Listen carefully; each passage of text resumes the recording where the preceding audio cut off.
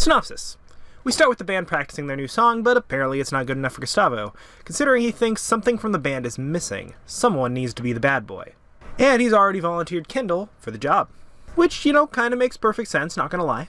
Kendall rightfully asks why he needs to be one. Fair question, considering their entire gimmick is that they're being themselves. So Gustavo plays a voicemail from Griffin telling him to do so. Gustavo says he disagrees, but also that Griffin is right. He tells them how all his previous bands had a bad boy, and it's almost a tradition at this point, with the bad boy being the most popular, the best paid, and most lucky with the ladies. While the boys are initially against the idea, Logan, James, and Carlos all change their tune at that information. Meanwhile, at the Palmwoods, Katie's gambling, and doing quite well, until her mom shows up to stop her. She says she needs to make new friends to play dolls with. Oh no, is this episode going where I think it's going? Katie's against the idea, but before she can convince her mom, they see what looks like an axe murderer cutting someone's head off. And like a good mother, she gets her kid away to safety. However, it just turns out the guy's cutting a jelly donut. Who cuts a jelly donut with an axe? Hey, stop doing my job for me. The police show up and let her know that the axe murderer was just the groundskeeper, but seeing the opportunity, she decides to use this as a way to mess with her mom, telling her that the maniac is still on the loose. Shortly after, the boys show up and are quickly put in place by Kendall's mom. We want pizza now! Oh, you're kind of hungry. I mean, Back at the studio, the boys, minus Kendall, are all auditioning for the bad boy of the group. But no one quite has what it takes, so Gustavo appoints Kendall as the official bad boy. Kendall calls him out about how that's not him, and tries to remind Gustavo that the fake persona is exactly the opposite of what they wanted to do with their band. The whole lesson that we learned in the pilot episode. But Gustavo snaps back as he usually does. He's straight up refusing what his boss is saying, which makes him the bad boy. Flawless logic.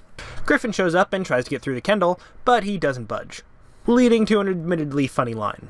A bad boy is someone parents would never let their daughters date. And I would let my daughter date any one of these boys, which is bad.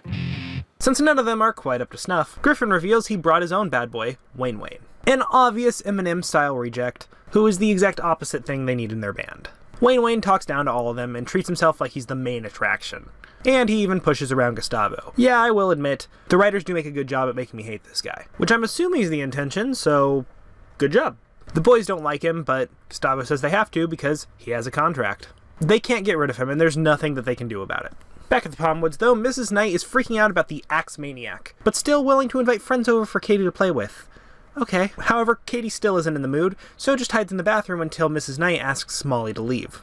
Katie and her mom have an argument about judging people before they get to know them, which neither really have the high ground here. If Katie had at least spent some time with Molly, she'd at least have an argument. But at the moment, they're both at fault. They take down the garbage and, it's probably not going to help. At the pool, the boys are watching Wayne Wayne bench press the Jennifers. And they talk about him behind his back, acting like, well, incels. He joins our band without our permission. Now he steals our girls, who have no interest in us, but it's still not fair. On the bright side, at least he acknowledges it. And they all volunteer Kendall since Wayne Wayne scares them, and I think we've all established that Kendall isn't scared of anyone.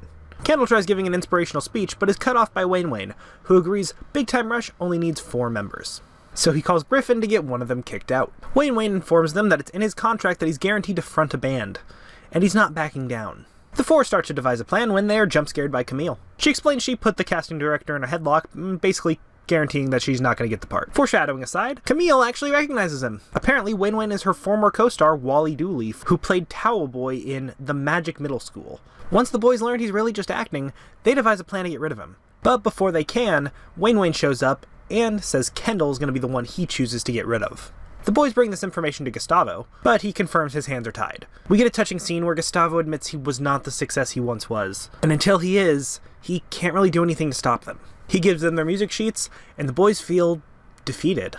Back at the apartment, though, Katie's attempting to go to the pool, but isn't allowed while the axe murderer is on the loose. Seeing as her mom says Molly's coming over to play with her instead, Katie breaks down and tells her the truth. Katie tries to show her him doing his job, but wouldn't you know it, bad timing on Mr. Bitter's part, leading to Katie realizing she has to deal with this herself. She confronts the groundskeeper and tells him he needs to speak to her mom right away. She gives him the plan, and they both connect over how creepy Molly is. Back at the studio, though, Griffin almost makes Logan cry. And, fashionably late, Kendall shows up. Everyone decides they need to have a bad boy off to see which one of them gets to stay. Kendall has a positive start by breaking one of Gustavo's platinum records, but Wayne Wayne decides to show off by destroying 3 of them. Round 2 starts with Wayne Wayne delivering an original rap, but Kendall jumps in and, well, Man, your rhymes are weak, mine fit like a glove. Gustavo's got a face only a mother could love. Which I don't get how that's relevant if they're judging their music talent. But hey, Kendall gets the point, so what do I know?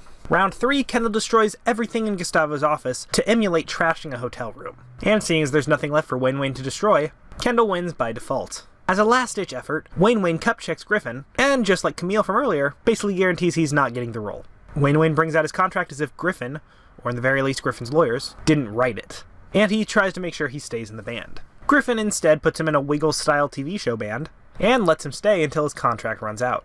Before Griffin leaves though, Kendall asks if he can just be himself. Griffin agrees, even saying Kendall can still date his daughter if he wanted to. It initially seems like Gustavo was about to get mad about the office, but it turns out he was in on the whole thing the whole time.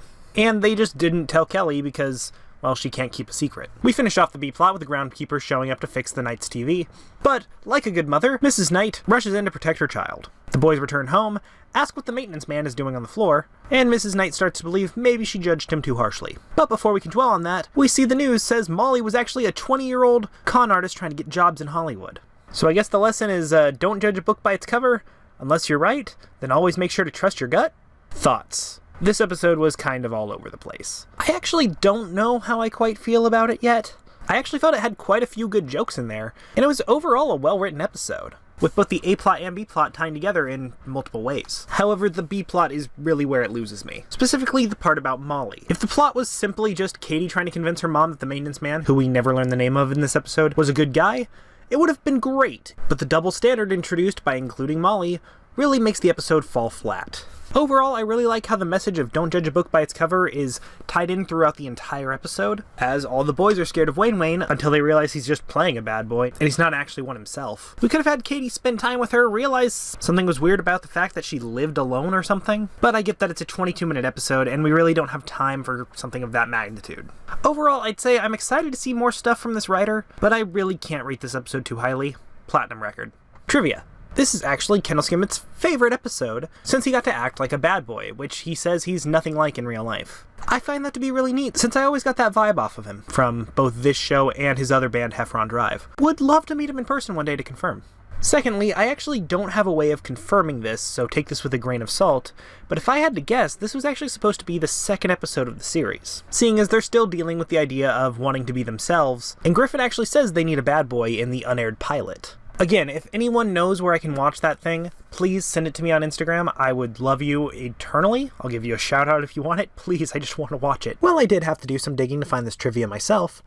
I should credit my sources. I got most of this information from the Big Time Rush fan wiki, specifically the blog Big Time Bad Boy. If you want to fact check me, feel free to do so in the comments below. And if it's a big enough slip up on my part, I'll try and have your comment penned, assuming I haven't already done that to someone else. Whew, that was a lot of testosterone in the air. But now that episode's done, I hope that next time we can look at something that might appeal to my inner feminine side. I'll see you guys later. When the window blew out, I fell, cut myself.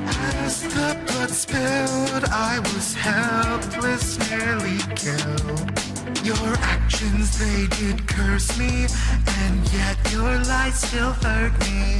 One heart for all beings.